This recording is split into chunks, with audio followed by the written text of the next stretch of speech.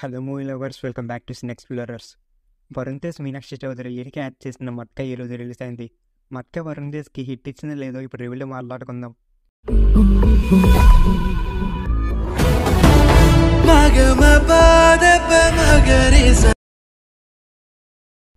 Plot విషయానికి వస్తే release అయిన ట్రైలర్ టీజర్స్లోని ర్యాక్ స్టోరీస్ కాన్సెప్ట్ అని చూపించారు. సో మళ్ళీ చెప్పేసి ఫాలో చేయడం లేదు.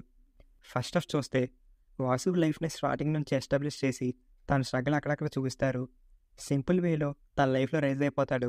ఆ గ్రోత్ ఎక్సైటింగ్ ఉండదు, ఎంగేజింగ్గా కూడా ఉండదు, జస్ట్ అలా ఫ్లాట్గా వెళ్ళిపోతుంది.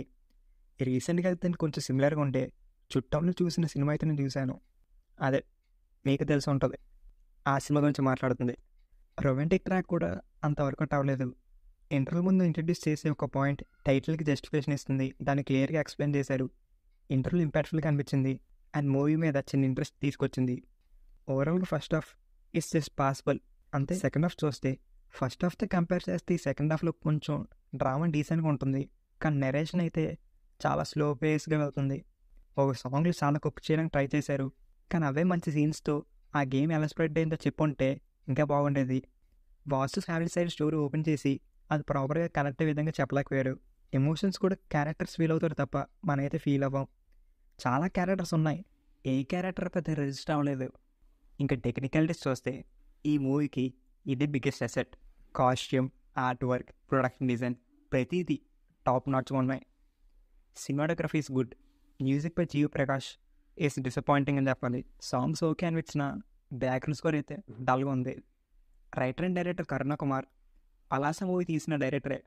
ఒక ప్రాపర్ వెల్ ప్లేస్డ్ డ్రామాని బ్యాకింగ్ విత్ స్ట్రాంగ్ ఎమోషన్స్తో చెప్పగలరు. బట్ ఈసారి అయితే డిసప్పాయింట్ చేశారు. తను అనుకున్న వాసు జర్నీని డీవియేషన్స్ లేకుండా ప్రజెంట్ చేసిన, కానీ ఎంగేజింగ్ అయితే ప్రజెంట్ చేయలేకపోయారు. పర్ఫార్మెన్సెస్ చూస్తే వరుణ్ తేజ్ 3 డిఫరెంట్ షేడ్స్లో అదరగొట్టేశారు.